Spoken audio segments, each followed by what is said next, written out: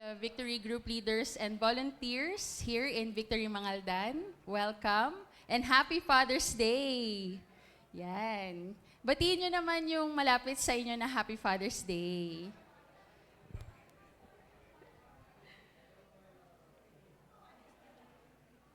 Yan. So, syempre, God is our Heavenly Father. Right?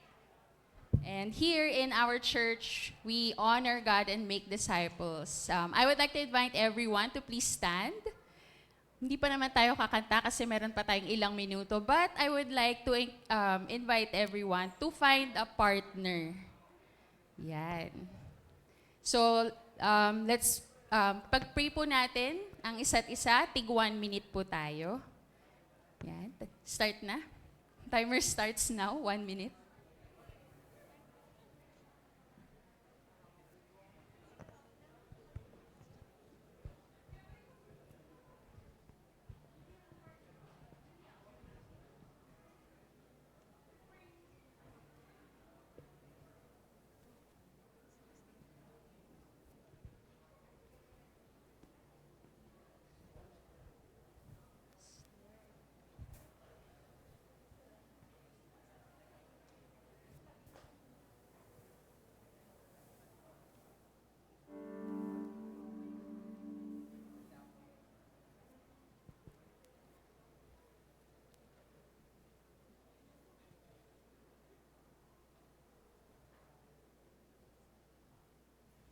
Okay, let's start to wrap up para next person naman na magpe-pray.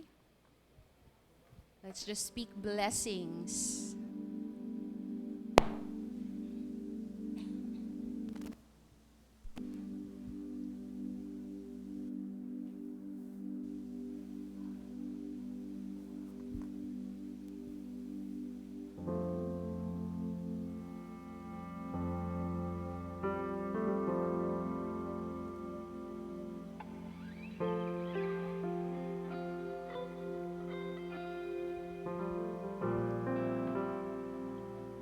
Let's start to wrap up. Thank you, Lord. Thank you that we are here today, that you, God, want to let us experience you and your presence. Thank you, Lord. We dedicate this day to you, God. You are our perfect Father. You are our Heavenly Father. And we just really want to bask in your presence, Lord. I just want to encourage everyone sa sabi ni Lord sa Gawa. Chapter 3, verse 19 to 20. Kaya nga, magsisi tayo at magbalik loob sa Diyos upang patawarin ang inyong mga kasalanan, ang ating mga kasalanan. At nang sa gayon ay sumapit ang panahon ng pagpapanibagong lakas mula sa Panginoon. Salamat, Lord, sa salita mo, Panginoon. Na pag bumalik kami sa iyo, bibigyan mo kami ng bagong lakas. Bibigyan mo kami ng bagong puso, bagong buhay. Thank you, Lord. Purihin natin ang ating Panginoon ngayong umaga. Yes, come on.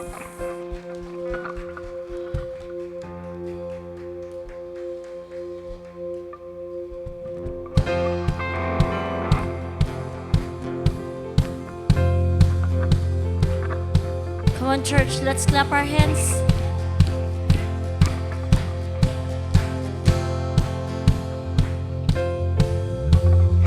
Yun ay tao, kakalimutan ang paraan.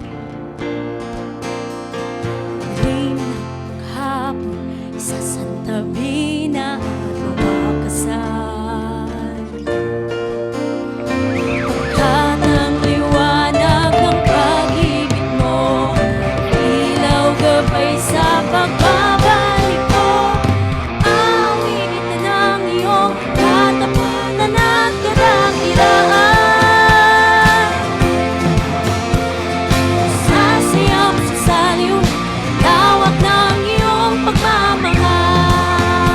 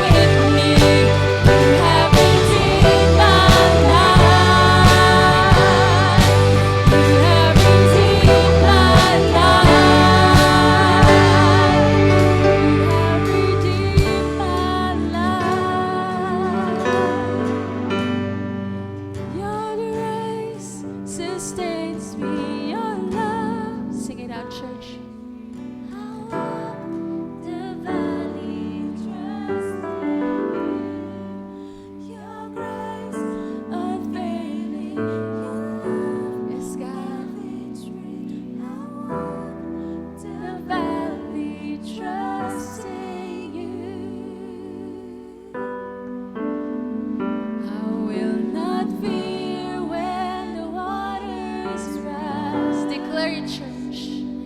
Will not fear though I walk through the fire, for you are with me. You are with me. You have redeemed my life. You have redeemed my life. You have redeemed my life.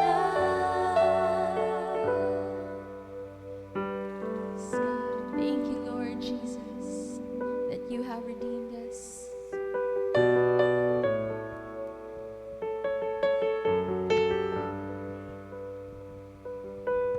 And soak in His presence. Come on. That even though in the shadow of death, we fear no evil because God is with us. And we believe in that God. Come on, let's declare this. Our Father everlasting, the all-creating one, God Almighty, through your Holy Spirit, conceiving Christ the Son, Jesus our Savior. Come on, church. I believe in God our Father. I believe in Christ the Son. I believe in the Holy Spirit. Our God is three in one. I believe in the resurrection, that we will rise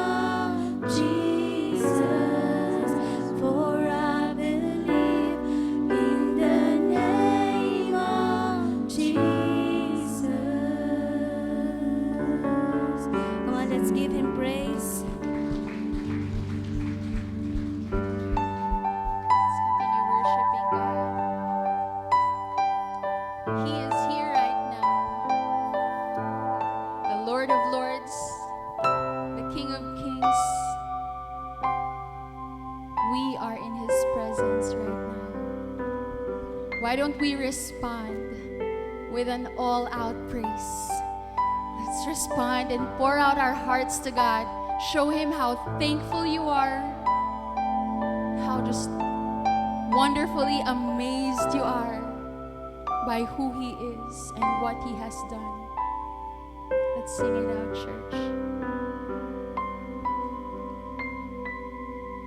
Found in your hands, fullness of joy, every fear suddenly wiped away. Here in your presence,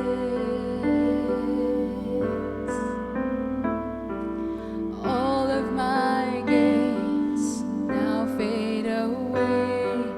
Every crown no longer on display.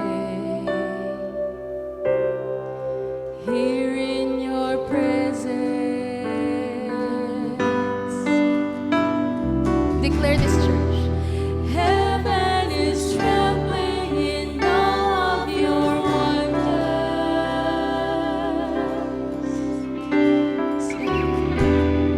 The kings and their kingdoms are standing amazed.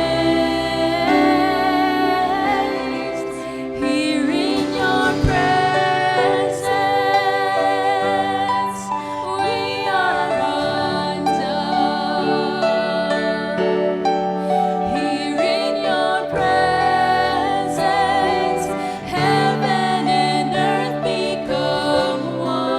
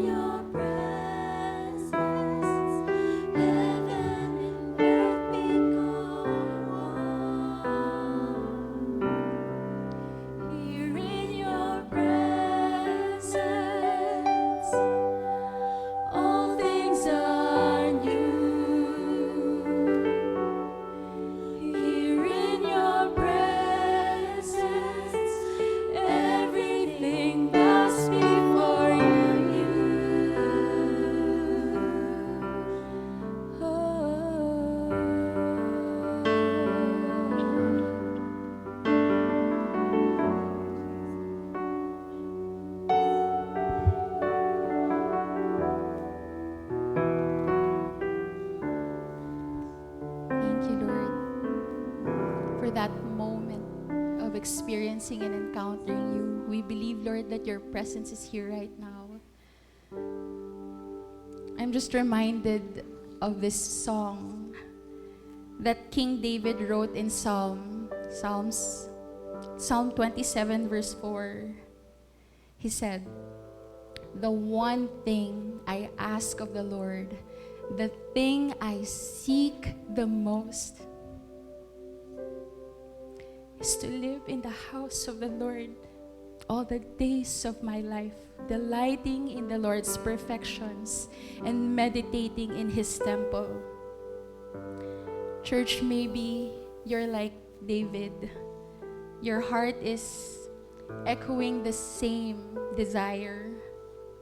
Na Lord, can I just stay? Can I just linger? Spend more time with you forever. May forever kay God. Ang sarap ng pakiramdam. Dahil alam natin na sa presensya ng Panginoon, merong peace. Peace that transcends all understanding. Peace that's so calming. Sa presensya ni God, merong joy. Joy unspeakable na even if we are going through challenges in life, even if our circumstances may be not so ideal, may joy sa presence ni God. In His presence, there is love. Love that is never ending. Love that is so forgiving that it covers us. But you know what, church? Here's the beautiful truth.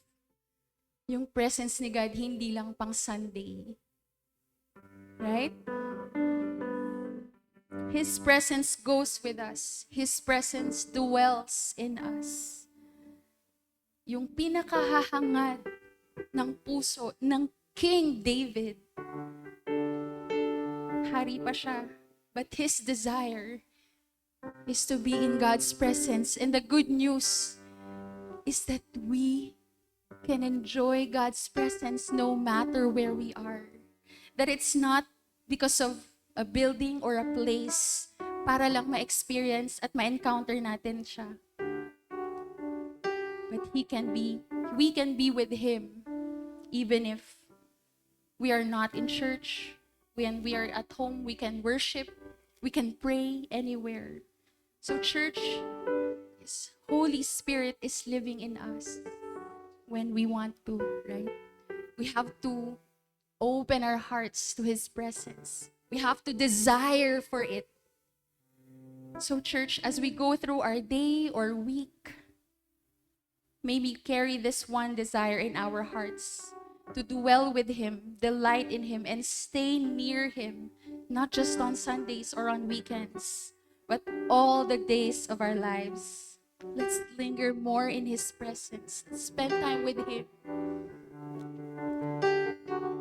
And keep listening to Him. Amen, church? Let's pray. Father God, thank you so much, Lord, for this time, Panginoon, na we can just come to you and worship you and be in your presence, God. Thank you for pouring out your love, your joy, your peace over us, Lord. We just really want to bask in your presence. Thank you, Jesus. We worship and magnify and glorify you in Jesus' mighty name. Amen, amen, amen.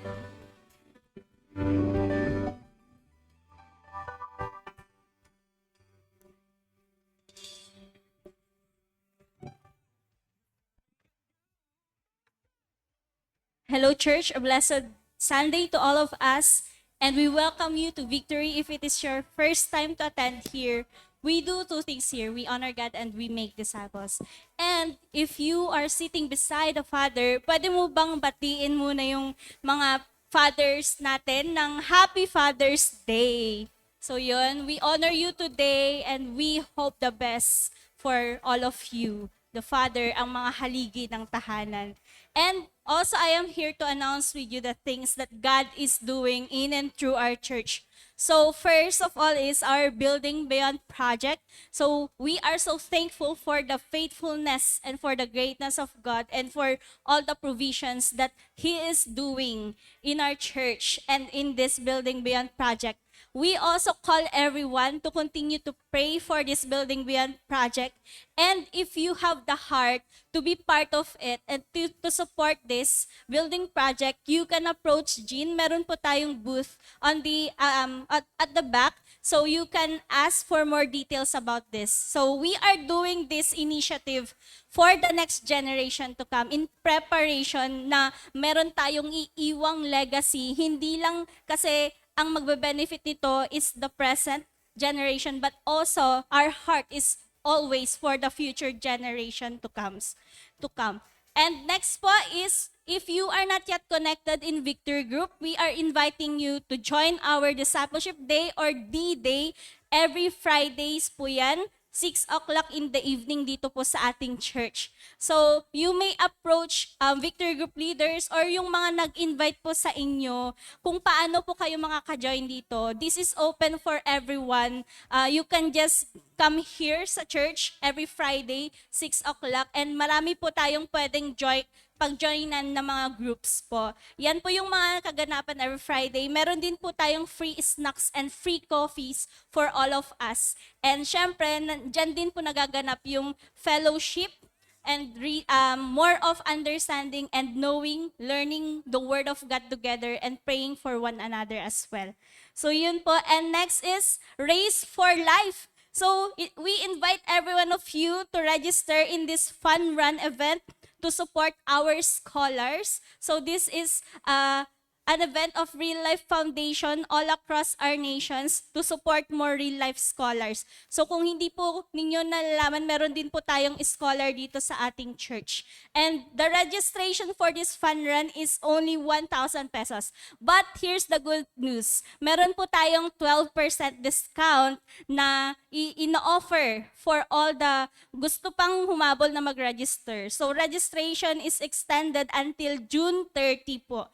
So if you want to support more scholars across our nation, join this fun run event. This is so much fun, and also marami din pong benefit ito for not just for us but especially for all who are really yung kapos talaga sa buhay ng mga kabataan na gustong makapag-aral. This is an avenue for them, an opportunity for them para masuportahan sila. Yun po. And lastly po, we are inviting everyone also. We have personal evangelism training po that is open for all also. The registration is only 100 pesos. Inclusion po yan ng snacks and ng manual po natin. Mangyari po yan on June 28 dito po sa ating church, and mga kasama po natin ng Victory Manawag. Ang speaker po natin is a pure evangelist, one of our pastors in Victory Pangasinan, lead pastor of Victory Malasiki, Pastor Fidel Lumibaw po. So, yun po, if you want to catch more about the heart of evangelism, the heart of Jesus for the lost, this is an avenue for you to understand it more. Personal evangelism training. And meron pa pong pahabol, since mag-start na po ang ating pasukan, ang pasukan ng mga estudyante, we are inviting you, everyone, na mag-join with us, mga campus missionaries, to go to campuses. So sa lahat ng students out here, and also the teachers, we want to connect with you. See you po sa mga campus, sa mga Alden National High School, sa MDC, and to other campus pa na pwedeng mag-open. So yun po, enjoy the rest of our service.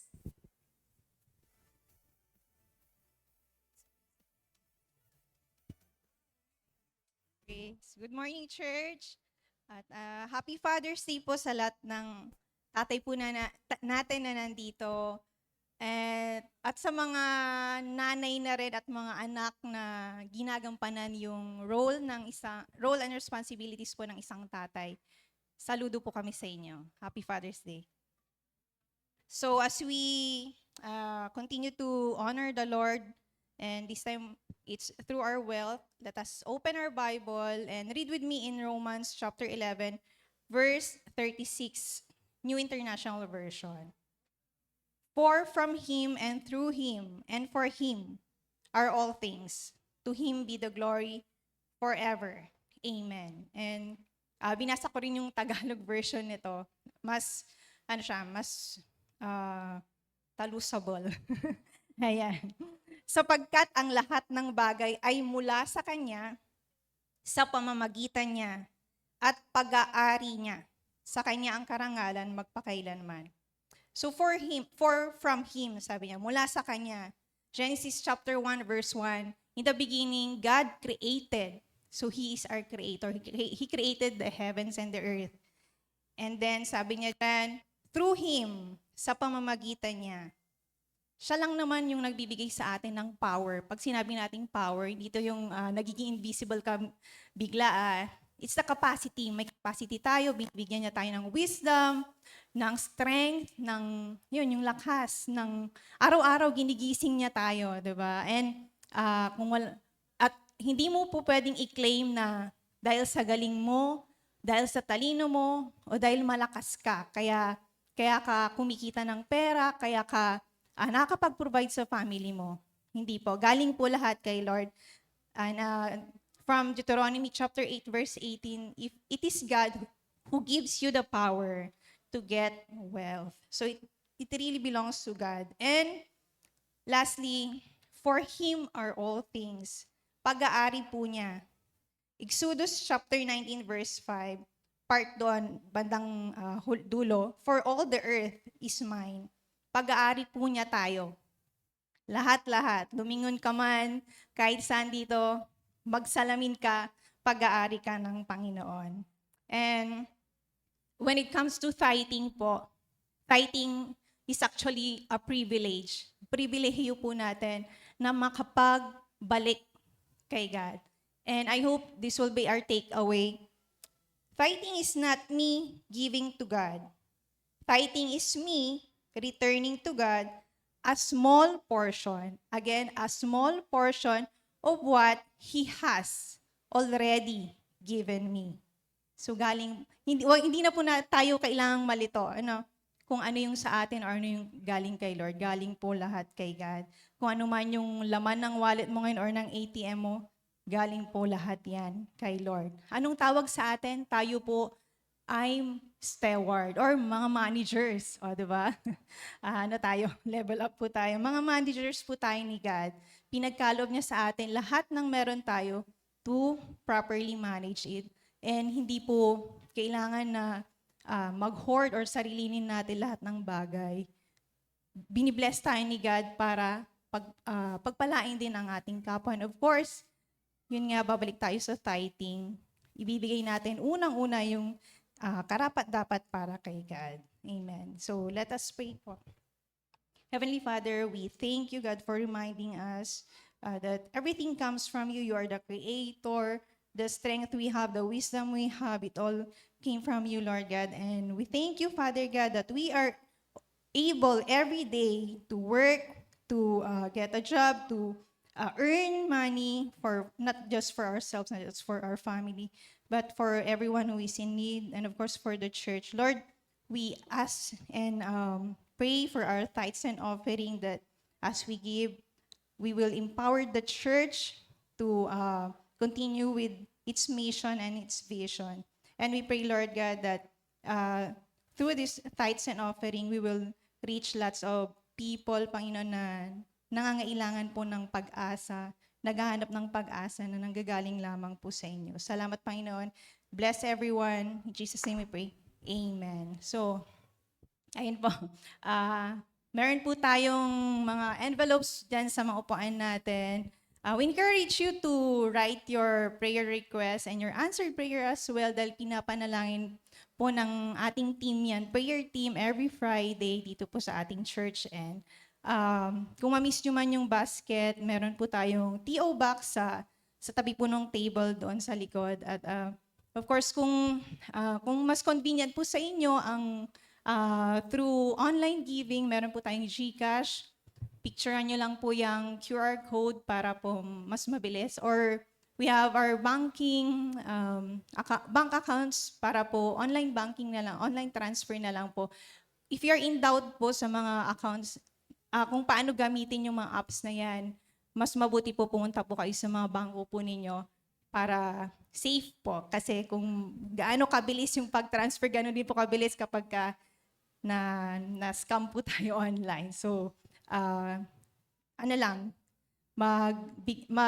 ano lang tayo, take cautious po kapag nagta-transfer online. Ayan po, so God bless po.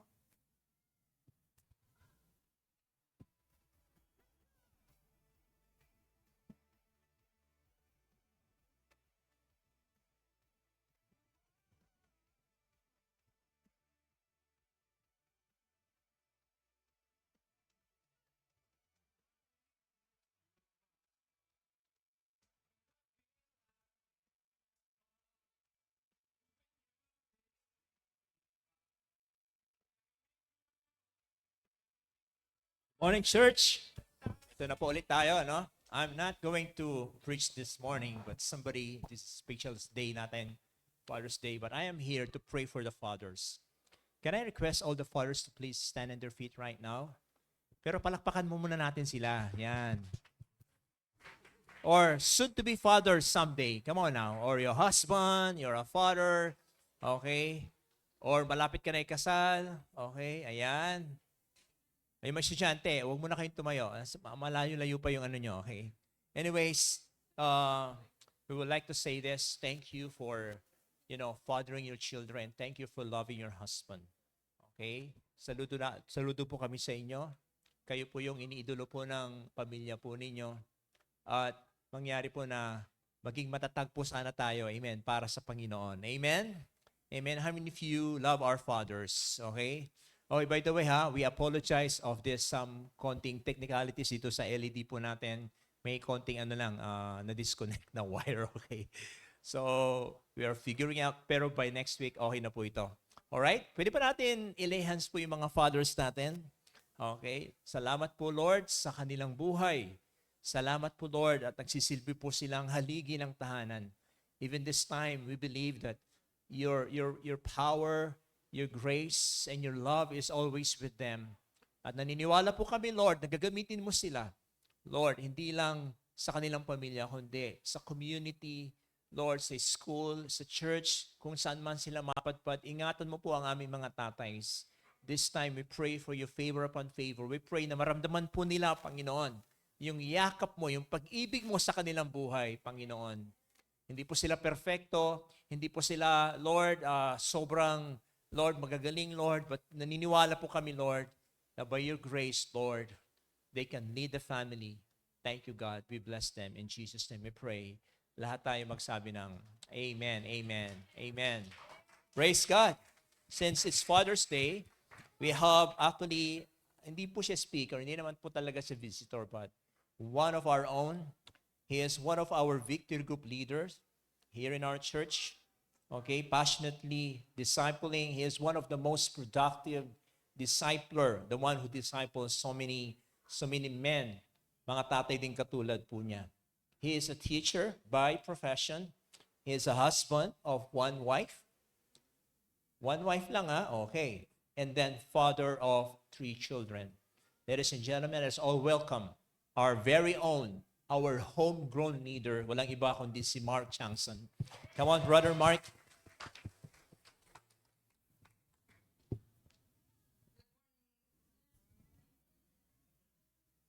Morning. Ayan. Okay, meron na. Okay, magandang umaga po sa ating lahat. Okay, kapag katabi mo ang isang father, pakisabi sa kanya, Happy Father's Day. Yan.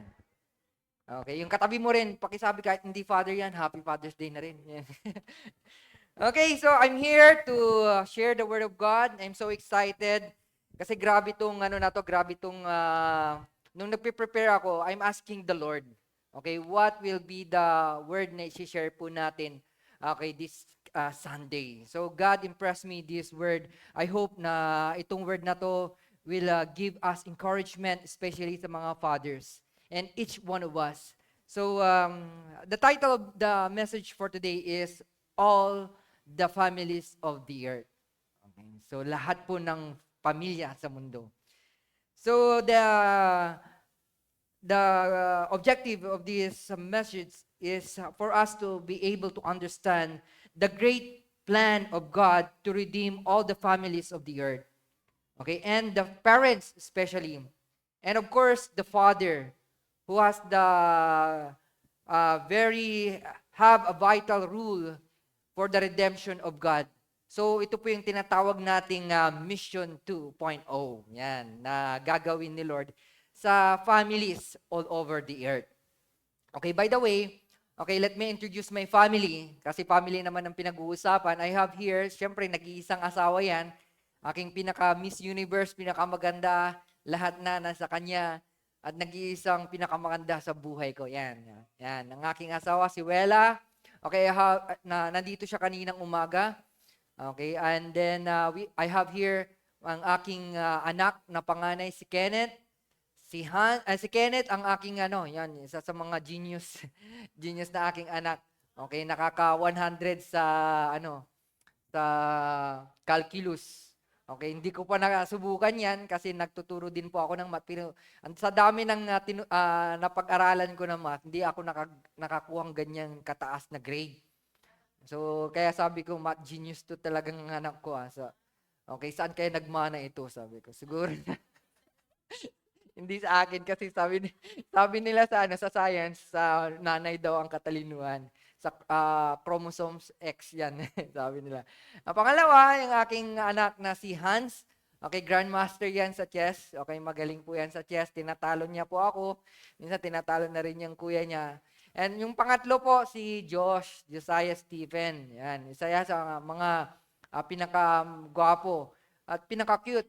At the same time, dramatic yan. Okay, sabi ko nga parang pwede ka nang mag-artista kasi anytime pwede siyang umiyak. Okay, kapag gugustuhin niya umiyak, makakaiyak yan. Okay, masunod lang siya, no? So, ganun lang yan, ganun talaga. So, ang galing mo talaga, napapasunod mo yung mga kuya mo. Sabi nga, okay, konting iyak lang, sunod na. Sige na, bibigay. Okay, so that is my family. Okay, so kung family ang pinag-uusapan, no? Ano ba talaga ang family? What is family? Ano ba ang family? So family, according to study.com, family is the most basic social unit in human society and can be defined as a group of two or more individuals that are related by marriage, birth, or adoption and live together in the same household. Okay, kahit dalawa lang, pwede na yan. Okay. So family na ang tawag dyan. So pangalawa, based from L113, the family is regarded as society's fundamental unit.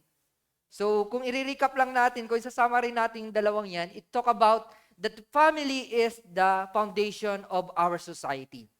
So ibig sabihin, kung ano po ang nangyayari sa family, it is the reflection. Nagre-reflect po yan sa ating society. Nagre-reflect po yan sa isang barangay. Nagre-reflect po yan sa isang munisipyo, sa isang city, sa isang province, at will represent the whole nation. So ano ba ang nire-represent ng ating nation? A family of, magulo ba? A family who have fear in God? Or a family na walang God? So, ito po ang ating pag-uusapan today. And, okay, there is a tension na kailangan natin malaman. Ito po yung nangyayari that sadly, there are lots of things that happening in the family. Okay, there are bad things that are happening in the family. Ito, lalong-lalo na yung separation of husband and wife. Okay, you know what? From the very beginning, Adam and Eve, okay, dinistruct na po yan ng kaaway. So, sabi nga natin kanina, ang family is composed of two or more. So, si Adam and Eve, already a family. Okay, doon pa lang, from the very beginning, okay, inuumpisahan na po ng kaaway na i-destroy po ang family. The husband and wife. So, marami po tayong dapat gampanin or tungkulin bilang isang mag-asawa. Okay, hindi lang po itong gampanin ng isang father or ng isang mother.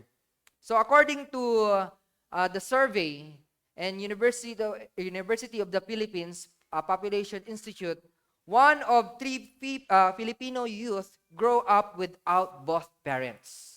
Wow, shocking po ito. Kasi according to the figure number 1, it says here, from 1994 to 1913, okay, meron pong medyo constant po yung niya. Pero bumagsak po from 2013 to 2021.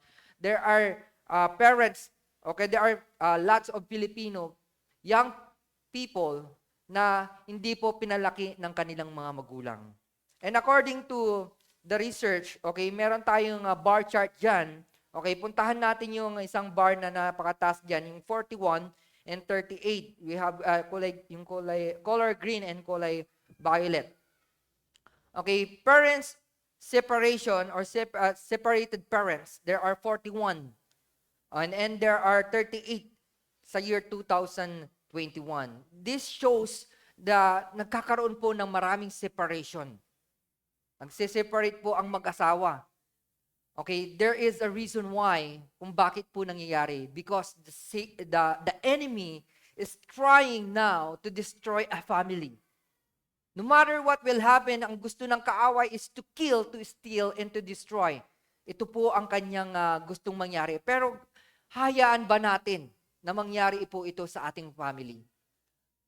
Di po tayo magpapatinag dyan because we have God. We have our Father in heaven who doesn't want to destroy a family. Okay? Hindi po lahat po dito perfectong pamilya. May mga pamilya po dito na separated o wala na po yung husband, wala na po yung asawa, nagpapalaki po ng mag-isa bilang isang magulang. Okay, okay lang po yan. Basta nandyan si Lord sa'yo. Amen? Okay? At kasama mo si Lord. Okay? Kasama mo si God. Kung wala kang asawa, okay, nandyan si God. Siya ang sa pagpapalaki sa iyong sa mga anak. Okay? So, let us answer this question. Meron tayong question kasi, how can we understand the great plan of God to redeem all families? Kasi may mga families, especially, okay, ito po yung mga bata na hindi po napapatnubayan ng kanilang magulang. Ito po ang gusto ni Lord, na ipakita sa kanila ang perfectong family. Ipakita sa Kanya na ganito po ang pagpapalaki ng isang mga anak. Okay, this is the answer. Mamaya babalikan po natin yung answer na ito. Okay, let us stand up with our feet and read the Word of God. In Genesis chapter 12, verse 1 to 3, it says here, okay, sabay-sabay po nating basahin. The Lord said to Abram, go from your country, your people, and your father's household, and to the land I will show you. I will make you into a great nation, and I will bless you. I will make your name great, and you will be a blessing. I will bless those who bless you, and whoever curses you, I will curse. And all the people of the earth will be blessed through you. Heavenly Father, thank you, God, for this opportunity, Lord, to share your word. And right now, Father, I pray that you will bless your word. I pray also, Lord God, that you will open the heart of your people and understand, Lord, kung ano po yung pag-uusapan po namin sa oras na ito. Lord, thank you, God. We glorify you, we honor you, and I pray that you will bless your word, Lord. In Jesus' name we pray. Amen.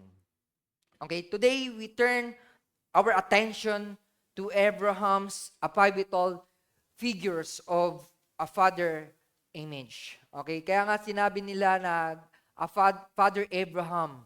Okay, because this Father Abraham shows how to be a father, the image of a father. And God eventually blessed him to be a father of all nations. Abraham's story can be summarized or categorized into 4 key categories. Unang-una, ito po yung kanyang calling. The call of Abraham or dating Abram. Okay? Pangalawa, the promise of great nation. Okay, balikan natin yung call of Abraham. No? Itong call ni Abraham, hindi po siya basta-basta na parang, okay, halika rito Abraham, punta ka dito. Okay, it takes a moment, okay, to answer the call of Abraham. Nung tinawag siya ni God to go out in his country, it shows obedience. Pinakitaan talaga ni Abraham si God ng kanyang obedience wholeheartedly. No matter what will happen, kahit saan siya mapadpad, okay, kung hindi ko alam yan, sabi ni Abraham, sige go ako Lord. Okay, ito po yung tinatawag na call of Abraham. Pangalawa po, ito yung the promise of great nation. God has promises Abraham to be a great nation. Ito po yung pinakita ni God sa kanya na ito ang mangyayari sa iyo, anak. That the lineage of the Messiah will come to you. You will become the father of all nation. Okay, gagamitin ko ang iyong ang henerasyon para diyan mag-uugat ang salvation. So yan ay pinakita ni God that Abraham will be a great father of all nation. Pangatlo, press down, bro. Okay, Abraham's as a father to Isaac. Dito po, pinakita ni Abraham how to be a father. How to be a good father. Kahit hindi po siya perfect, pero pinakita niya how to become a good father.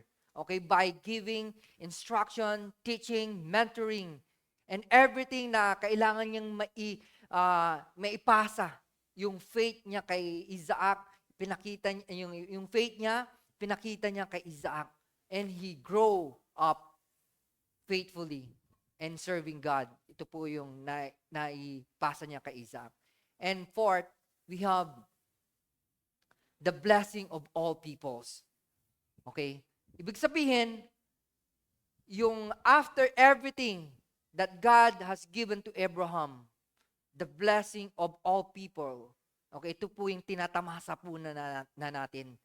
Okay, from all the generation comes generation and another generation, okay, is because of this faithful man, Abraham.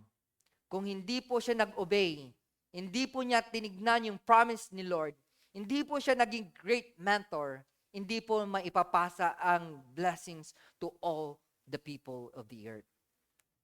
Okay, so fasten your seatbelt. We need to answer.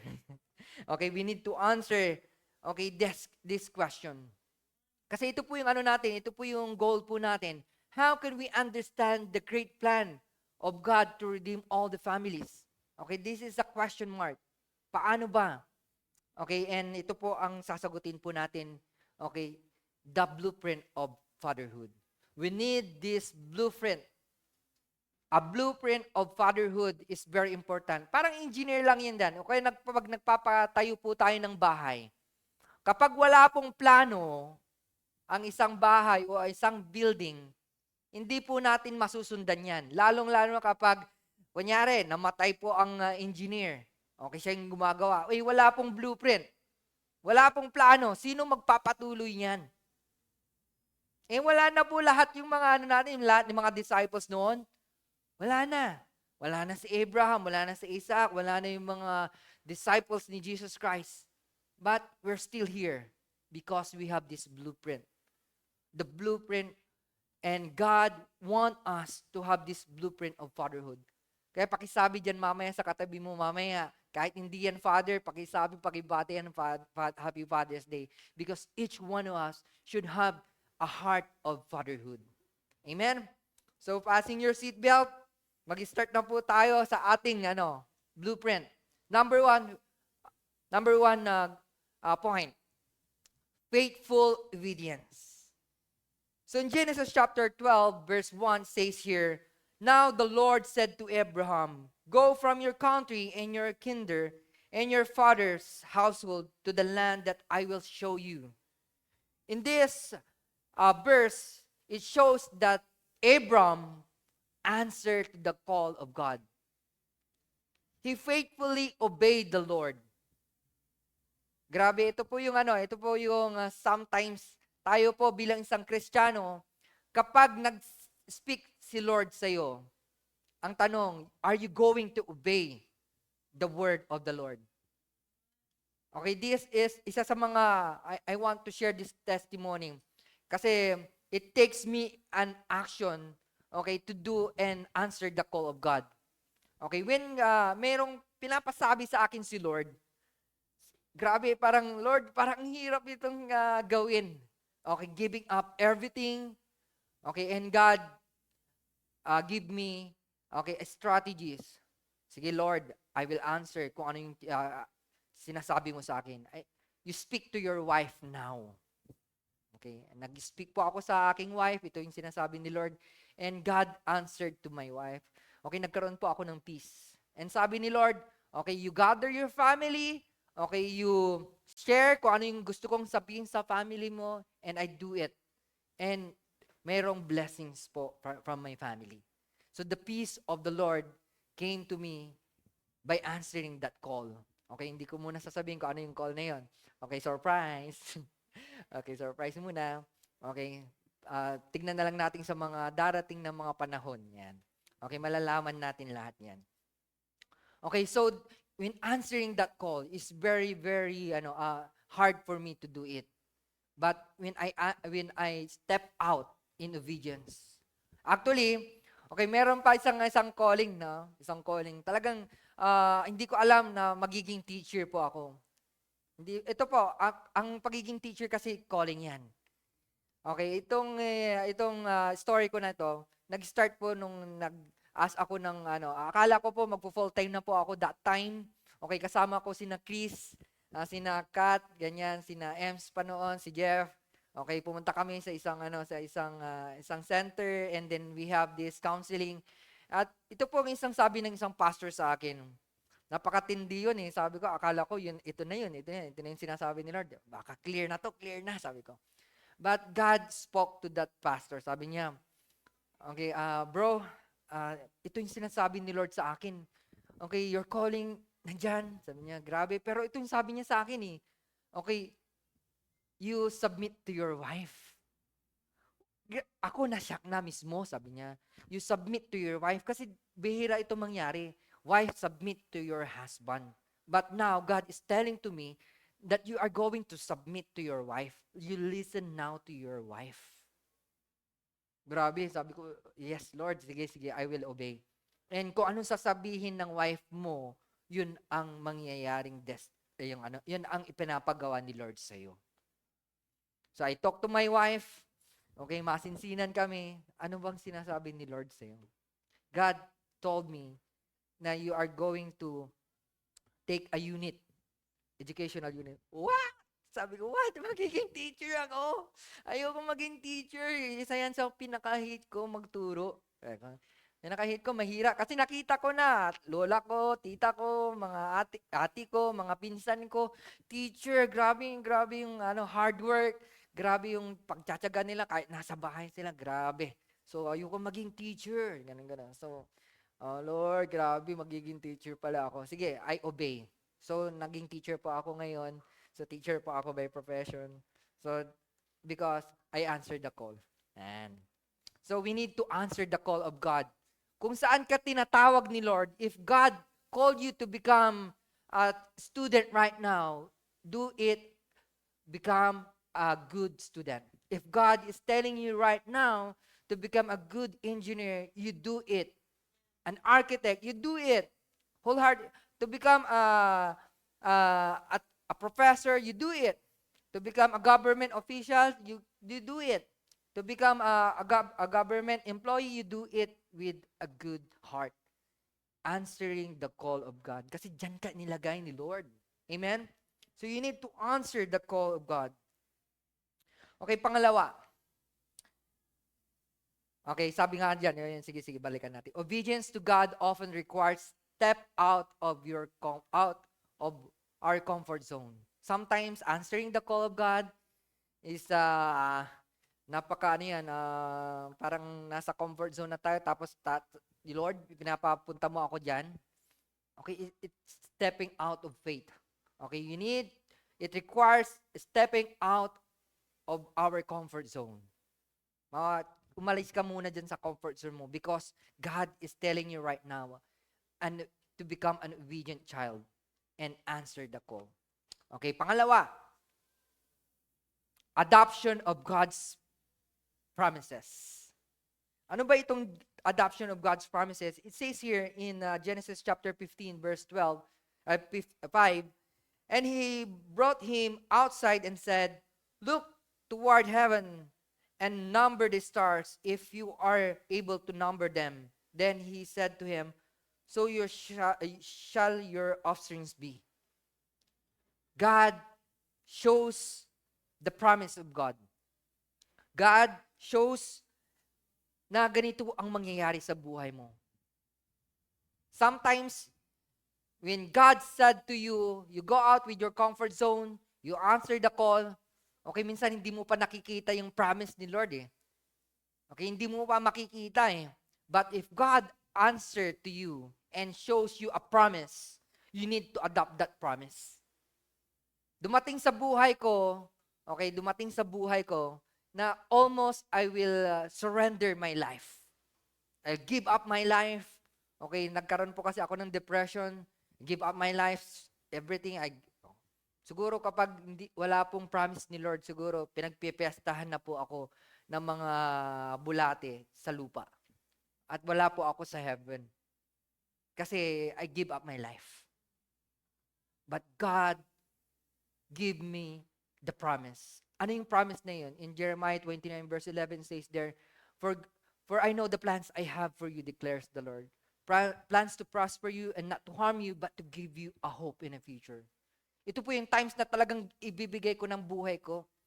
Pero God shows me there is a hope. At pinanghawakan ko po yan. That's why naging teacher po ako. That's why I have a family.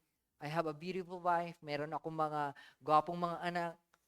Siguro hindi ko sila nakilala kapag ginawa ko po yun. Okay. Embracing God's promises enable us to live with hope and purpose. Without the promise of God, hindi ko po makikita ngayon kung ano yung purpose ko sa buhay. I cannot see the hope, yung pag-asa na ibibigay ni Lord sa akin. Kaya it's very important for us to have these promises. Marami po tayong promises na makikita in the Bible. Marami po tayong promises na mababasa, na ipapakita ni Lord, ipaparinig ni Lord sa iyo. You need to be sensitive of the promises of God. Ano ba ang pinapagawa ni Lord sa iyo? Ano ba ang promises ni Lord sa iyo? Ito po ang ilagay po natin sa puso po natin. Kasi anytime, if the temptation comes, okay, the promise of God will reveal into you. Anytime, na kapag inaatake ka ng kaaway, the promises of God will come to you and you will answer, okay, Lord, tama ka. I will hold on to your promises. Number 3, okay, teaching and mentoring. So, we have in Genesis chapter 18 verse 19, it says here, "For I have chosen him that he may command his children and his household after him to keep the way of the Lord by doing righteousness and justice, so that the Lord may bring to Abraham that he has promised him." Dito po makikita po natin that God is telling to Abraham, okay, to lead his family, to lead his household, to lead his children. Hindi po yung parang okay, halikay rito, sumunod kayo sa akin. Sabi ni Abraham, hindi ganun lang. Okay, Abraham teach his children. Actually, hindi lang si Isaac ang kanyang naging anak. Nagkaroon pa siya ng maraming anak. When Sarah died, okay, meron pa siyang mga anak. Yun po ay sa mga nilid din po niya. And hindi lang po basta-bastang nag-lead. Tinuruan niya po ng maayos ang kanyang mga anak. Okay, I can testify in my life as a father. I am teaching my children. Okay, teaching them how to solve mathematical equations. Okay, kaya si Kenneth magaling yan po sa math kasi wala po kaming ginawa nung pandemic. Okay, nung pandemic talagang nag-aral po kami na nag-aral. Tinuro ko po yung tinuro ko po sa kanya yung grade 11 General Mathematics, Statistics and Probability with a sort of calculus. Kaya nung pagdating nung grade 7 pa lang siya noon, na perfect na niya pong gawin ko yung mga tinuturo ko sa mga grade 11 hanggang grade 12. Kaya nung nag-grade 10 na po siya, nag-grade 11 na po siya, kaya hindi na po na siya nahirapan. Ganon din po ang ginagawa ko sa mga anak ko, doon sa dalawa. Tinuturuan ko rin po siya. Pero hindi lang po yun ang tinuturo ko. Okay, I am teaching my children, okay, to have faith in the Lord. I'm teaching to become a good example to them. Pinapakita ko po na ako po ay nagbabasa ng Bible. Nagbabasa po ako, nakikinig po ako ng word ni Lord. Okay, dinadala ko po sila dito sa church. Okay, nagsisimba po kami. Okay, hindi mo po masasabi sa kanila na you go to church if you yourself are not going to church. Hindi mo masasabi sa mga bata na magbasa ka ng Bible mo, mag-pray ka, kung hindi ka nagpipray. Hindi ka nagbabasa. So we need to mentor them. We need to teach them. And it's very important na mai-guide po natin ang mga anak po natin. Okay, press down, bro. As a parents, we are called to teach our children about faith. Hindi lang po ito kung ano-ano mga tinuturo po natin. It's about faith. Ito po yung maipapamana natin po sa kanila. It is our legacy to our children na maipamana po natin yung faith po natin. Kagaya po ni Abraham, na ipamana niya po sa kanyang mga anak ang kanyang pananampalataya, ang kanyang faith kay Isaac at sa kanyang mga anak. Okay, number 4, hope for the future generation. We have this hope for the generation. In Genesis chapter 21, verse 12, it says here, "But God said to Abraham, be not displeased because to the boy and because of your slave woman. However, Sarah says to you, do as she tells you, for through Isaac shall your offsprings be named." Naalala ko yung sinabi actually si Pastor Franco po ang nagsabi sa akin noon na you listen, you submit to your wife. Naalala ko po yun kasi parang ganito po, no? Yung sinabi kay Abraham, okay, you listen to Sarah, sabi niya. Grabe, no? Whatever Sarah says to you, do as she tells to you. Grabe, no? Okay, parang bakit ako makikinig kay Sarah? I have the authority that God is, pero makinig ka, okay, sa sasabihin ng Sarah. Okay, kaya nga ang ginawa ni Abraham, pinalayo niya si Ishmael at kanyang mother. Ito po yung naging, alam po natin na nagkaroon po ng anak si Abraham sa kanyang slave woman. Pero nagkakaroon na po ng inggitan, no? Nagkakaroon na po nag-away na po si Sarah. Kaya nga ang ginawa ni Lord sa kanya, pinaseparate niya. And Abraham listened to his wife.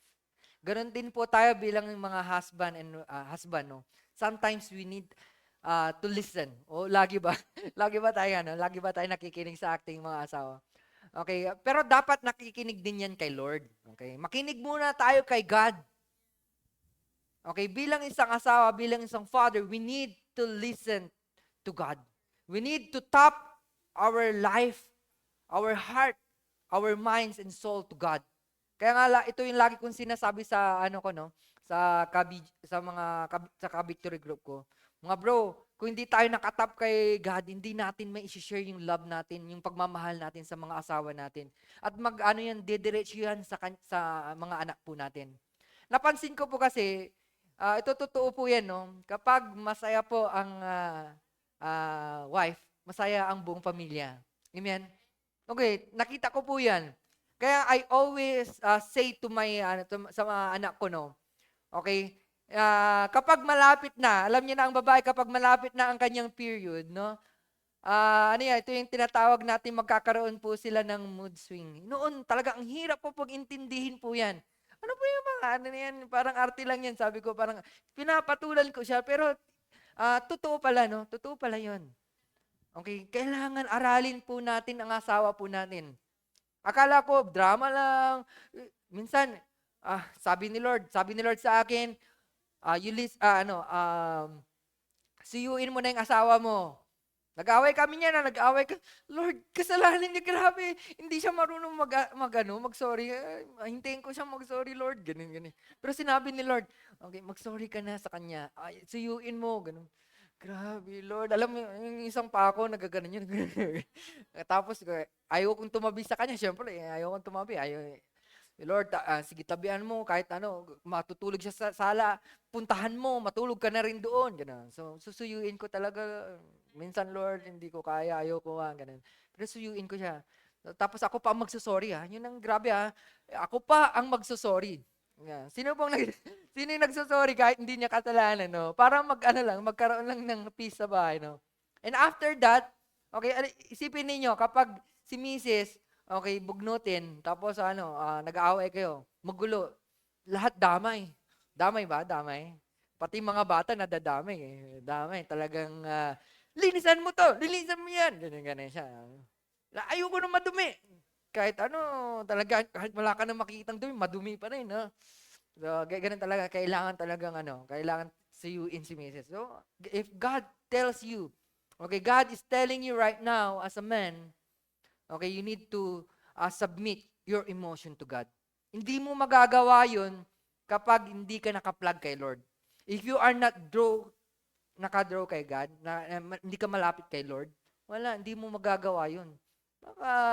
Patulan mo yan, di ba? Papatulan mo yung mood swing ng asawa mo. But never do that. Kasi kundi, World War II. Yan, World War II yan. Okay, yan. Our faith lays a foundation for future generation. So, it's very important that our hope must be aligned kay Lord. And naka-align yan, yung future generation. Kung hindi po natin gagawin yan, hindi po natin may ipapamana yan sa mga anak natin. So, we start on us as a father. We start, kung kailangan mong pahabain ang pasensya, pahabain pa yan. Minsan nga, sagad na nga, di ba? Pero pahabain pa rin. Okay, next, we have, very good example. Example of trust. We need to become an example of trust. It says here, in Hebrews chapter 11, verse 17 to 19, basahin po natin. By faith, Abraham, when he was tested, offered up Isaac, and he who had received the promises was in the act of offering up his only son, of whom it was said, through Isaac shall your offspring be named. He considered that God was able even to raise him from the dead, from which, figuratively speaking, he did receive him back. This is a test of faith for us. Sometimes darating po mga trials. Darating din po ang mga challenges into us. But we need to become a good example as a father. Kailangan ipakita natin sa mga anak natin na kahit ganito, naghihirap, okay, nahihirapan ka sa sitwasyon, ipakita mo pa rin that you are having this faith to God. Sometimes, okay, ito po yung nakikita po ng mga anak ko yan. Kapag nagano po ako, nagkakamada po ng mga budget. Yan. Tapos nagpe-pray ako ng ganyan. Kasi alam nila na medyo kulang. Nagpe-pray ako ng ganyan. Okay, I give an example to them. Pinapakita ko po yun. Talaga, intentionally. Hindi po ako pumupunta ng kwarto para yung pera nakalatag sa kwarto at nagbabudget. Hindi, nilalatag ko po sa lamesa at nakikita po ng mga anak ko na nagbabudget po ako. Ako po talaga, kasi yung income namin, ako po taga-budget. Binibigay ni Mrs. Baliktad ngayon, no? Binibigay ni Mrs. lahat ng budget. Ako nagbabudget. Yan. Talagang latag. Tapos, sila ang humingi sa akin. Yan. So, grabe, no? Baliktad, no? So, I need to give an example. Kailangan disiplinahin din ang mga anak. dinidisiplina ko rin po. Hindi po ako yung father na kapag may kasalanan po yung mga anak ko at alam kong talagang this is not good, hindi ko pinapabayaan yun. Kinukuha ko po sila, pumupunta kami ng kwarto. This is my fatherhood. Okay? Pwede nyong i-adapt, pero nasa inyo po yun. Okay? Sa akin talagang I used rod. Okay? Nirarad ko po yung mga anak ko. Dinidisiplina ko po sila. Pinapakita ko that this rod symbolizes discipline. And after, pagkatapos ko na disiplina anak ko, talaga iyak.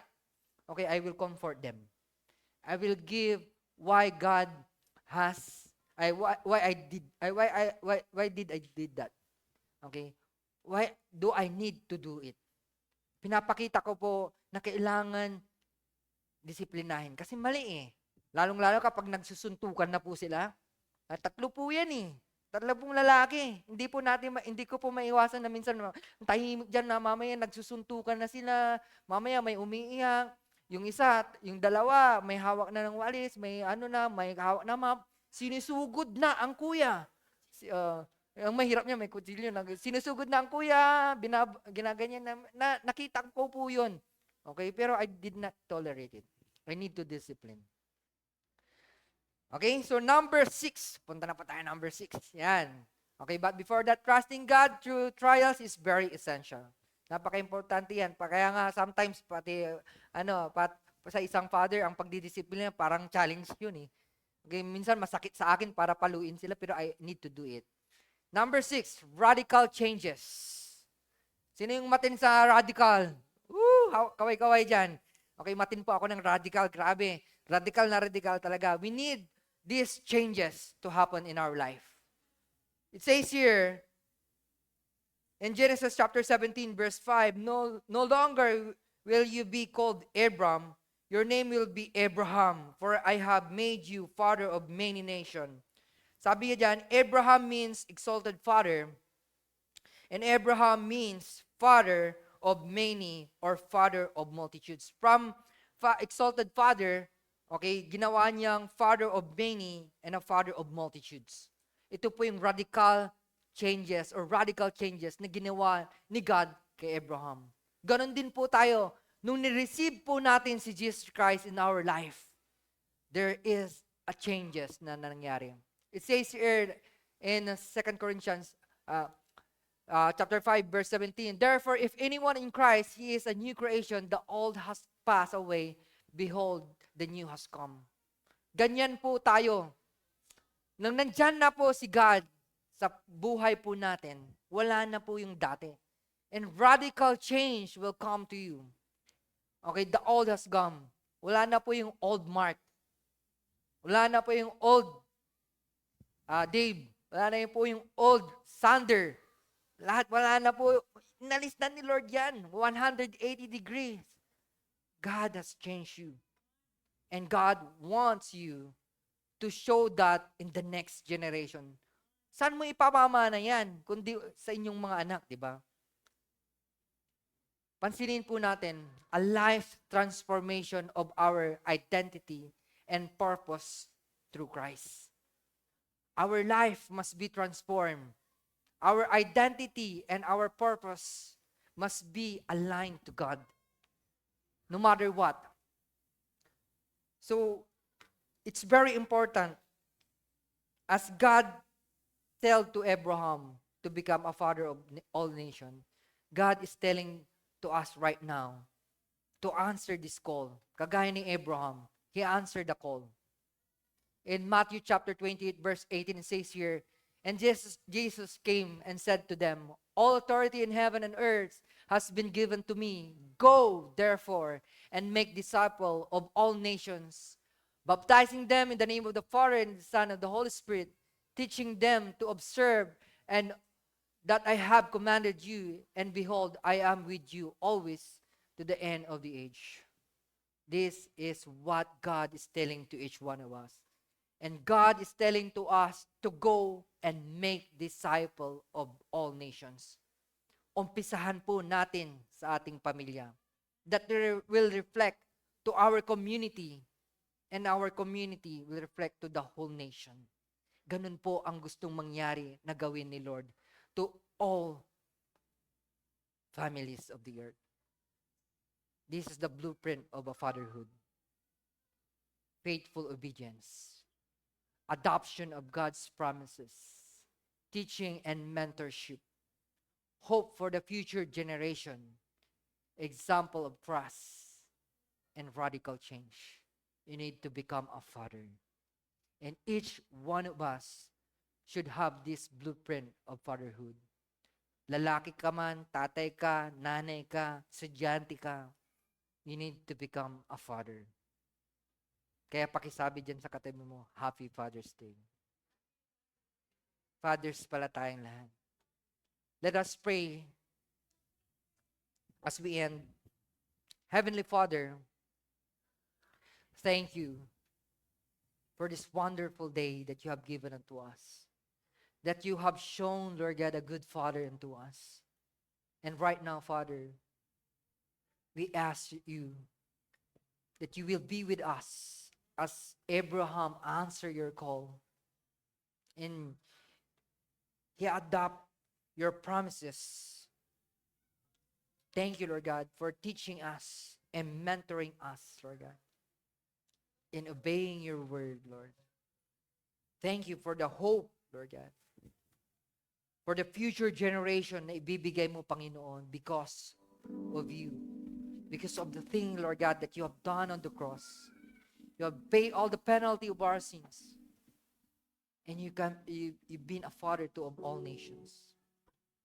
And thank you, Father, that you have given us a good example, Lord God, as a father. And right now, Father, we embrace a radical change in our life. Thank you, Father. We honor you. We glorify you. We bless your name, God. In Jesus' name we pray. Amen and amen.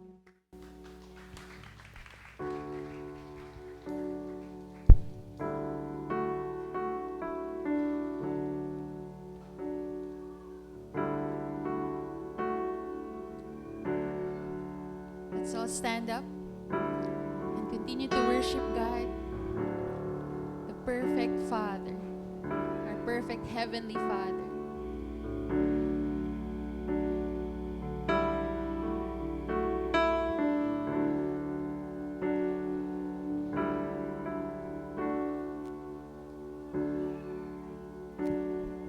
Thousand stories of what they think you're like, but I've heard the tender whisper of love in the dead of night as you tell me that you're pleasing, that I'm never alone. You're a good,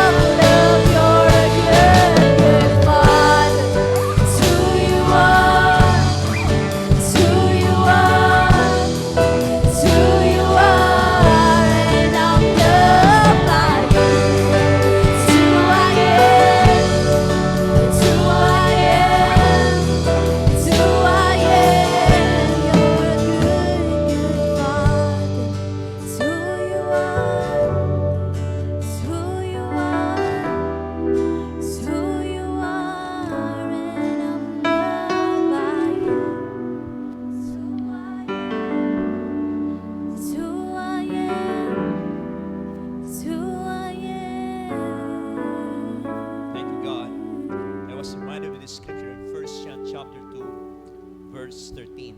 This is what it says. I am writing to you, fathers, because you know him who is from the beginning. And in verse 14, it says, I write to you, fathers, because you know him who is from the beginning. I write to you, young men, because you are strong and the word of God abides in you, and you have overcome the evil one. You know, there is no such thing as perfect father. Do you agree? Earthly father. There is no earthly perfect father. Amen. None of us. Okay? There are times we get angry with our children. We yell at them. There are times there's a disagreement to your wife. But this is not to say that, we have all those excuses. Listen carefully, mga fathers. Sana ulit yung mga fathers dito. Pakitaas po yung mga kamay. If you want the scripture be real to you, it says, your children, your sins are forgiven. Young men, you have overcome the evil one. Those children will become young men. And those young men will become fathers. Amen. So, it's going to be a generation upon generation. But right now, since it is Father's Day, listen to me carefully. You are not a perfect father, yes, but we have a perfect God. You draw near to God. You connect yourself to God. Diba? Hello? Kasi typically kapag nag-awag kayo mag-asawa, anong ginagawa mo, diba? Dinay-date mo siya, binibigyan mo ng flowers and chocolate, binibigyan mo ng yung mga anak mong kuminsan para bigyan mo lang, mapagbigyan mo siya, binibigyan mo lahat ng gusto niya, Shopee dito, Shopee doon, nagugulat ka na lang. Diba? May tumatawag sa'yo, may order yung anak nyo, mga ganun. Those things, I'm not saying those things are, expression of your love to them. But listen, mauubos ang pera mo, kapatid. Tama po ba? Mauubos ang pera mo, mawawala ka ng budget. But listen, this is what the scripture says. You connect yourself to God because in the first place, you know him from the very beginning. You must go deeper in your relationship with God. Because the more you are deeper in relationship with God, the more you experience the love of the Father. He is perfect. Amen. Once again, can I ask those fathers right here, right now, to please raise up your hand? Lord, remember these fathers presently, right here. We pray that you will deeper their relationship with you, God. Teach them how to really father their children. Teach them how to depend on you. Teach them how to connect with you every day. Kung sino man yung spiritual sa isang bahay, sa isang pamilya, sila po yun, Panginoon. Sila po yung watchmen. Sila po yung strong men. Sila po yung spiritual men, Lord. They are not only a provider, they are also a prophet, speaking the word of God to their children. Lord, bless our fathers right now. In Jesus' name we pray. Lahat po tayo magsabi ng Amen, Amen. Praise God! Before we end, let's sing the song. All right, let's continue worshiping God today.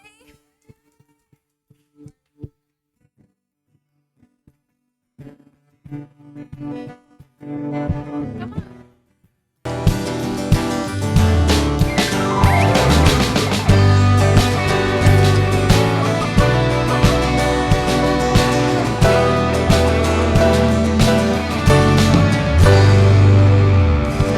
Seems like I'm surrounded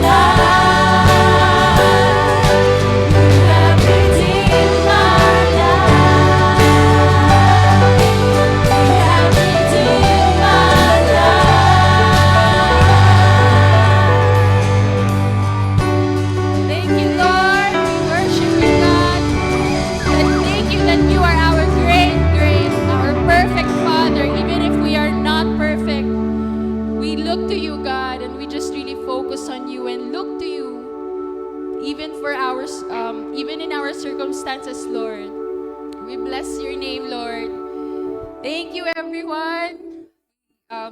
We are dismissed. But if you have, God bless you. If you have prayers or prayer requests, you can approach the front. Meron pong leaders and prayer warriors na magpapray para sa inyo. God bless you.